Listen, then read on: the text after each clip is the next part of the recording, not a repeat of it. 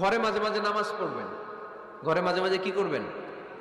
সহিহ মুসলিমের হাদিস, আল্লাহ রাসূল সাল্লাল্লাহু আলাইহি ওয়াসাল্লাম বলেছেন, তোমরা মসজিদে ফরজ নামাজের পরে ঘরের জন্য কিছু সুন্নাহ আর নফল নামাজ রেখে দিও। কারণ যারা সুন্নাহ আর নফল নামাজ ঘরে পড়ে, আল্লাহ তাআলা তাদের ঘরটাকে বরকত দিয়ে পূর্ণ করে দেয়। বৃষ্টি যদি হয়, কখনো বৃষ্টি, বাইরে প্রচন্ড বৃষ্টি, আপনি জামাত ধরার জন্য মসজিদে যেতে পারতেছেন না, তখন ঘরের সবাইরে নিয়ে আপনি জামাতের ইমাম হবেন। দরকার আছে না নাই?